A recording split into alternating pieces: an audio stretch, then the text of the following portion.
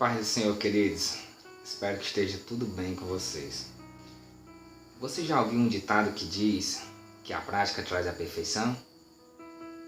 É sobre isso que eu gostaria de conversar com você hoje. Você já parou para observar que muitas vezes no trabalho você tem um serviço para fazer e você deixa esse serviço para ser feito depois porque você tem tempo suficiente para fazer ele mais tarde?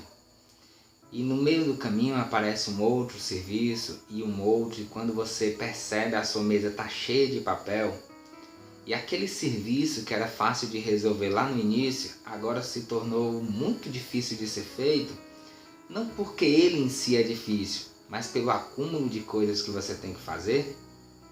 Pois é, quanto mais coisas a gente tem para resolver, tanto mais difícil se torna a resolução do problema.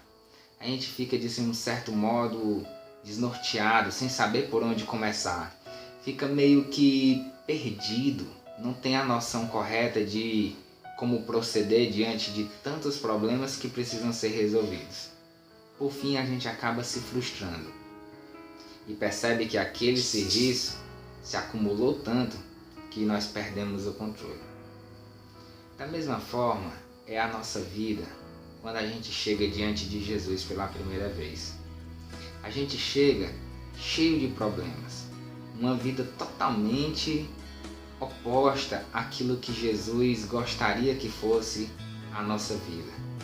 A gente se achega a Ele, entrega a nossa vida para Ele e espera que a nossa vida mude. E ela tem toda a condição de mudar. Isso é uma realidade. Quando a gente chega perto de Jesus, a gente não sabe quase nada acerca dele. E aí a gente conhece a palavra de Deus, que hoje eu estou aqui até em especial ao meu amigo Everton, com a minha Bíblia de Estudo Genebra. Você pega a sua Bíblia aí na sua casa, independente dela ter estudo ou não, e você começa a ler. E você percebe que você é totalmente confrontado pela palavra de Deus acerca do que Deus gostaria que você realmente fosse. São tantas coisas, você percebe que Deus gostaria que você fosse mais sincero, que você não fosse mentiroso, que você aprendesse a perdoar, que você tirasse a mágoa, o ressentimento do seu coração, parasse de falar mentiras, que o falso testemunho não estivesse na sua boca, a falsidade não repousasse no seu coração. Deus começa a solicitar muitas coisas. E você percebe que são tantas as coisas que você tem que fazer que de algum modo você se frustra por perceber que você não consegue mudar tudo isso. Quando você chega na igreja, você sabe quase nada de Bíblia. Em 6 meses, você sabe tudo. Você sabe um bocado de coisa, fala de salvação, fala de trindade, fala de batismo, fala de dons, fala de tantos assuntos que você escuta e de tantas coisas que você lê, mas no final você fica percebendo que você continua o mesmo. Você não conseguiu mudar no decorrer do tempo. Por que muitas vezes a gente tem dificuldade de mudar a nossa vida? Você já parou para pensar nisso? Isso tem a ver com o exemplo que eu dei lá no início do trabalho. É porque são tantas coisas para mudar que a gente não sabe por onde começar. A gente fica perdido, desnorteado. São tantas coisas que a Bíblia nos orienta para ter uma vida feliz que a gente fica frustrado. E aí a gente chega numa conclusão. Sabe de uma coisa? Eu não vou conseguir. E assim, muitas pessoas têm vivido dentro da igreja. Regularmente vão aos cultos, participam das atividades da congregação, mas continuam pessoas com os mesmos princípios de antes, de conhecer a palavra de Deus e de conhecer a Cristo. Continuam ainda com aquela mesma natureza antiga, não conseguiram incorporar dentro de si a natureza de Cristo e não conseguiram passar a viver a vida que o Cristo gostaria que ele vivesse. Isso tem muito a ver com o fato de a gente querer mudar uma vida em um dia, uma vida em um mês. primeira coisa que eu gostaria que você colocasse dentro de você hoje é o seguinte: não se muda uma vida em poucos dias. Não tem condição alguma de se mudar uma vida em apenas alguns meses. Uma vida se muda no decorrer de um longo tempo. Ainda mais uma vida que está tão distante da vida que deveria de fato ser. Quando você lê a palavra de Deus e percebe que precisa mudar tanto e se frustra, você fica pelo caminho. A segunda coisa que eu gostaria que você entendesse é que é possível sim você mudar sua vida completamente. Só que eu quero lhe dar algumas dicas para você caminhar com mais facilidade. A primeira eu já lhe dei. Não queira mudar uma vida em um dia. A segunda é: comece mudando a sua vida por aquilo que é mais fácil. Deixa eu te dar um exemplo. O que para você é mais difícil? Parar de mentir ou parar de fumar? Razel, para mim muito mais difícil é parar de fumar. Então deixa para parar de fumar por último. Pare de mentir hoje. Empreenda esforço no sentido de colocar na sua vida a prática da palavra de Deus. Só que quando você lê a palavra de Deus, você diz: eu tenho que parar de mentir, eu tenho que parar de fumar, eu tenho que aprender a perdoar, eu tenho que amar meu inimigo, eu tenho que saber partilhar o que é meu com o próximo, eu preciso de tantas coisas. Faça o que for mais fácil primeiro. Mas faça.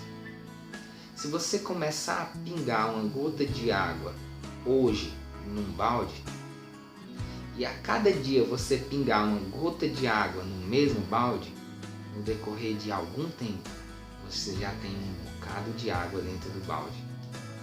Porque de pingo em pingo se acumula muita água. Você não precisa mudar a vida em um dia, mas você pode mudar alguma coisa da sua vida hoje. Mude o que for mais fácil. Faça primeiro as coisas primeiras. É mais fácil parar de mentir?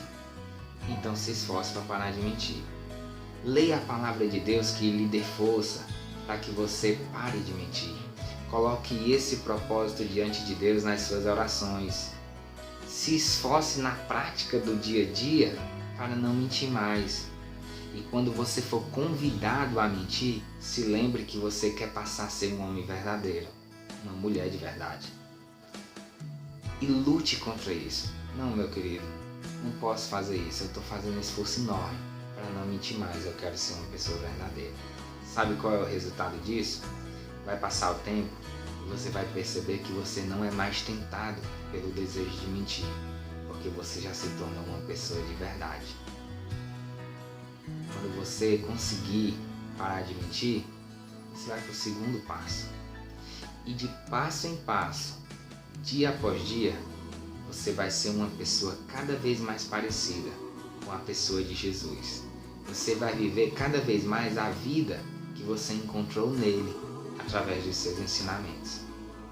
Você não precisa se frustrar e ficar pelo caminho só porque já está com anos que você está dentro da igreja e você percebe que você continua a mesma pessoa de antigamente, com dificuldade de perdoar, com dificuldade de parar de mentir, com a mesma cobiça nas coisas alheias, com a mesma inveja, levanta falso testemunho, ainda faz fofoca nos dias de hoje. Tantos anos dentro da igreja, porque você leu que tudo você precisava mudar, mas não conseguiu mudar tudo e se frustrou. Você não precisa mudar tudo em apenas um dia. Mude uma coisa de cada vez. Devagar, você vai ficar cada vez mais parecido com Jesus. A Bíblia diz que é conhecer a Deus e prosseguir no conhecer. É de glória em glória que nós alcançamos a glória eterna de Deus. Vai devagar, mas vai sempre. Não fique pelo caminho. Pare de mentir, depois pare de fumar, depois pare de beber. Aprenda a perdoar, uma coisa de cada vez. Empreenda em esforço. Se esforce porque o reino de Deus tomado a força.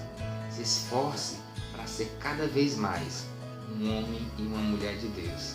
E certamente você vai ser uma pessoa muito feliz. Eu quero terminar esse vídeo com uma leitura que está em Mateus capítulo 7 e versículo 24. Jesus diz assim: todo aquele, pois, que ouve estas palavras e as pratica, será comparado a um homem prudente, que edificou a sua casa sobre uma rocha. Caiu a chuva, transbordou o rio, sopraram os ventos e deram com ímpeto contra aquela casa. Mas ela não caiu, porque ela foi edificada sobre a rocha. E todo aquele que ouve as minhas palavras e não pratica, é comparado a um homem insensato, que edificou a sua casa sobre uma areia. A chuva caiu, transbordou o rio, soprou o vento, e deu com ímpeto contra a casa, e ela desabou, e foi grande a sua ruína.